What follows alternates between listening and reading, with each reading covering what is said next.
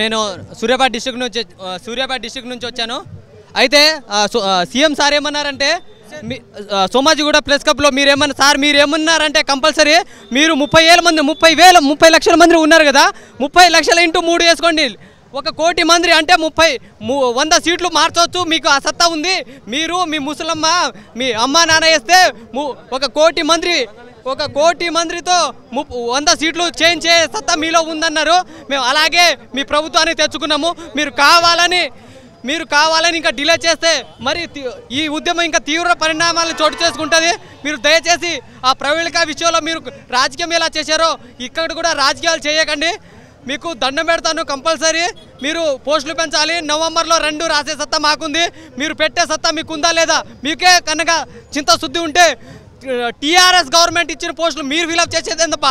ఎవరైనా చేస్తారు.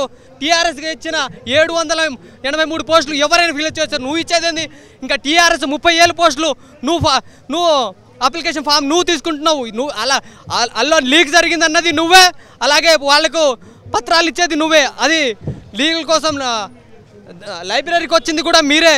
దయచేసి మీకు పాదాభివందనాలు చేస్తాము. గ్రూప్ 2 పోస్టులు పెంచండి.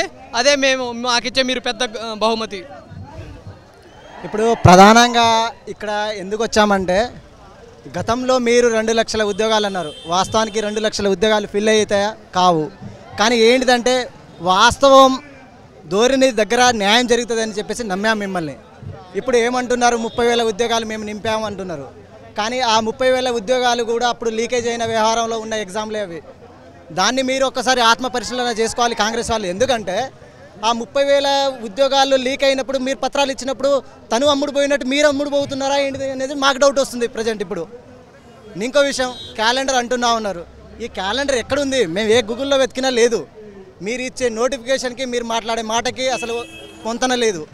అదేవిధంగా ఆ రోజు మేము సెంట్రల్ సిటీ లైబ్రరీలో ఉన్నప్పుడు ఇదే రియాజ్ సారు, ఇదే బల్మూరి వెంకట్, ఇదే మన కోదండరామ్ సారు 1కి 10 సార్లు మమ్మల్ని ఫోన్ చేసి లేదు మన గవర్నమెంట్ వస్తే మన ఇంటిలో మన పాలన ఎలా ఉంటుందో అలా ఉంటుందని చెప్పారు మీరు ఆ రోజు.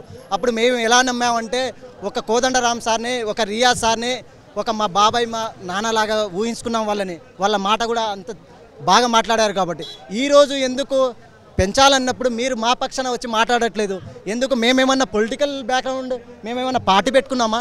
పార్టీలు ఉన్నాయి మీకు. ఇప్పుడు మీరు అక్కడ వెళ్ళి మా పైన రాజకీయం చేసుకొని మీరు ఎమ్మెల్సీ టికెట్లు పొందారు మీరు. కానీ మాకేముందా? ఏమీ లేదు.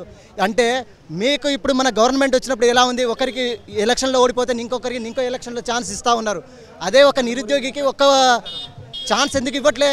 నేను ఏమంటున్నా ప్రధానంగా అంటే 2014లో మనకు తెలంగాణ వచ్చి ఉండొచ్చు.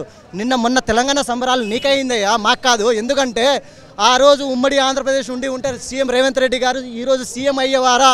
ఒకసారి ఆత్మ పరిశీలన చేసుకోండి మీరు. ఎందుకంటే ఆ రోజు ఆత్మ బలిదానాల వల్ల వచ్చిన తెలంగాణలో ఈరోజు మీకు పొలిటికల్గా మీకు వచ్చింది ఏంటిదంటే పదవులు వచ్చాయి. మీరు ఆ పదవులు ఈరోజు మీరు పంచుకుంటా ఉన్నారు.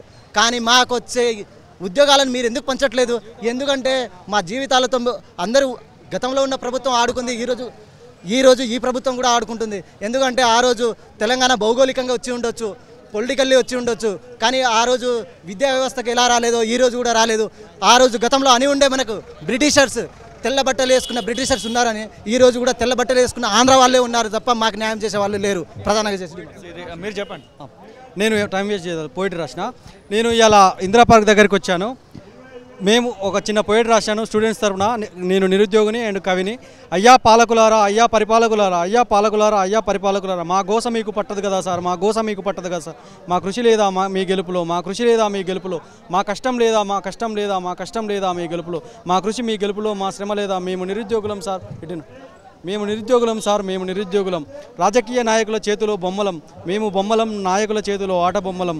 మేము నిరుద్యోగులం, మేము పదవులు అడిగామా? గ్రూప్ 2, గ్రూప్ 3 పోస్టులు పెంచాలని విజ్ఞప్తి చేస్తున్నాం. ఒక నిమిషం మాట్లాడదాం. మేము నల్గొండ నుంచి వచ్చాము. తొలివెలుగుకు చాలా థ్యాంక్స్. అన్ని నిరుద్యోగుల ఏ ఉద్యమానికైనా సపోర్ట్ చేస్తున్నందుకు తొలివెలుగుకు ముందుగా కృతజ్ఞతలు.